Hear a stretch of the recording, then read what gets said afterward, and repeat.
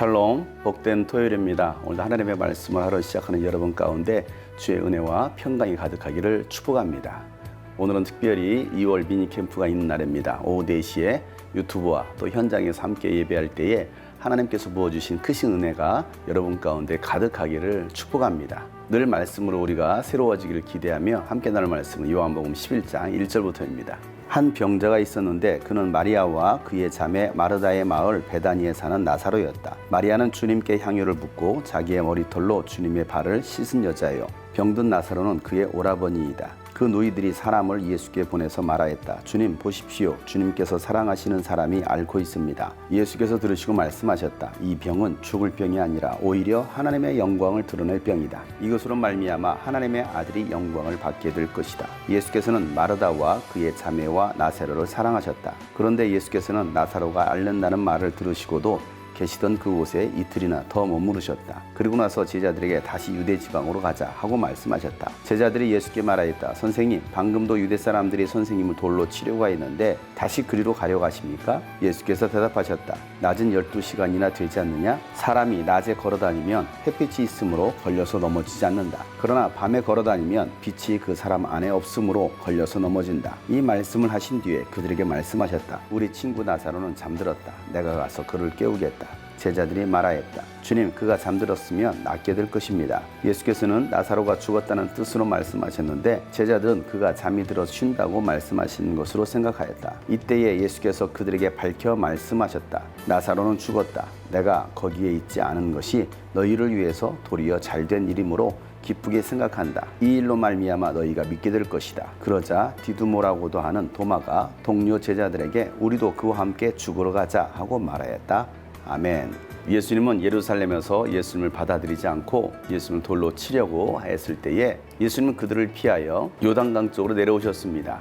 요단강 건너쪽은 바로 요한이 침례를 주던 곳이었습니다. 그곳에서는 많은 사람들이 예수를 믿게 됩니다. 그리고 요한은 어떠한 표징도 행하지 않았지만 요한이 예수님을 두고 하셨던 말씀, 세상 죄를 지고 하는 하나님의 어린 양이다라는 그 말씀대로 요한이 예수님을 두고 했던 모든 말들은 참된 말이라며 많은 사람들이 예수를 믿었습니다. 그때에 한 사건이 일어납니다. 그것은 베다니에 있었던 나사로가 병들어 죽게 된 것입니다. 나사로는 마리아와 마르다의 남매로서 마리아는 예수님께 향유를 붓고 그의 머리카락으로 예수님 발을 씻겨줬던 여인이었습니다. 특별히 예수님은 이 나사로와 마리아와 마르다를 사랑했습니다. 이 베다니라는 곳은 예루살렘에서 조금 떨어져 있는 곳으로서 병든 자들, 소외된 자들이 모여서 사는 마을입니다. 예수님은 이곳을 자주 방문하셨고 특별히 예수님은 이 나사로의 집에서 머무시기도 하셨습니다. 그런데 나사로가 병들어 죽게 되었습니다. 그래서 사람들을 예수님께로 보내어서 나사로가 죽게 되었으니 와서 고쳐달라고 요청을 했습니다. 예수님은 그 말을 듣고서 이 병은 죽을 병이 아니라 하나님의 영광을 위한 병이다 라고 말씀하십니다. 이 병을 통해서 하나님의 아들이 영광을 받게 될 것이라는 것입니다. 하나님의 영광을 위해서 병을 주셨다는 말이 아니라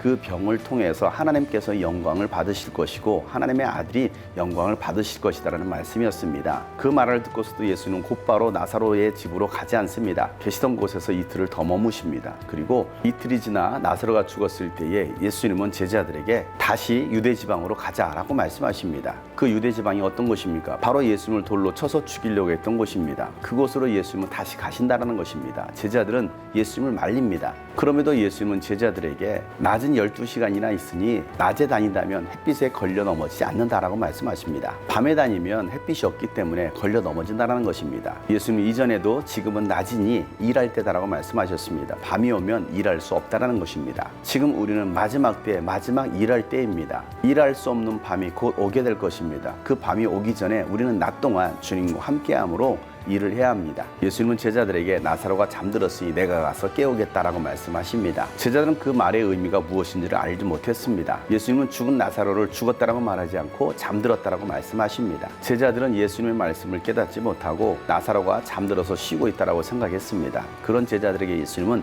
나사로가 죽었다라고 말씀하십니다. 그리고 예수님께서 거기에 계시지 않은 것이 오히려 더 기쁘게 생각한다라고 말씀하십니다. 그 일로 인하여 제자들이 믿게 될 것이라는 것입니다. 예수님은 일부러 이틀을 더 머무셨던 것입니다. 나사로가 죽기를 바랬던 것입니다. 사람이 죽으면 모든 것이 끝났다라고 생각합니다. 더 이상 아무것도 할 수 없다라고 생각합니다. 그래서 나사로가 죽기 전에 와서 나사로를 고쳐주기를 바랬던 것입니다. 그런데 그들의 기대와는 달리 예수님은 나사로가 죽기를 기다렸던 것입니다. 그리고 죽었을 때에 이제서야 그에게로 가야 될 때라고 말씀하십니다. 때로는 예수님께서 우리가 고난을 당할 때에 그 고난의 깊은 곳까지 떨어지기를 예수님이 기다리실 때도 있습니다. 내 힘으로 아무것도 할 수 없는 그 상황에 놓일 때까지 예수님이 기다릴 때가 있습니다. 그때가 바로 예수님께서 일하실 때이기 때문입니다. 사랑하는 여러분, 여러분의 인생의 문제를 가지고서 기도할 때 그 기도가 응답되지 않습니까? 언제까지 기다려야 되는지 알 수 없을 때가 있습니다. 그리고 더 이상 안 된다라고 할 그때에 예수님께서 일하시는 시간인 것을 기억하시길 바랍니다. 예수님을 돌로 쳐서 죽이려고 했던 그곳으로 예수님은 나사로를 살리시기 위해서 가십니다. 우리를 핍박하고 우리를 해하려고 하는 그곳으로 우리는 예수 그리스도의 복음을 들고 가야 되는 것입니다. 사명을 위해서 다시 걸어서 가야 되는 것입니다. 그럴 때 하나님께 영광을 돌릴 수가 있는 것입니다. 오늘 하루 내가 가야 할 곳이 어디인지를 묵상하고 그것으로 발길을 돌릴 수 있는 저와 여러분 되시기를 주 이름으로 축복합니다. 하나님은 오늘도 여러분을 통해서 일하시기를 원하십니다. 주님과 함께 걸어가는 여러분 되시기를 주 이름으로 축복합니다. 샬롬.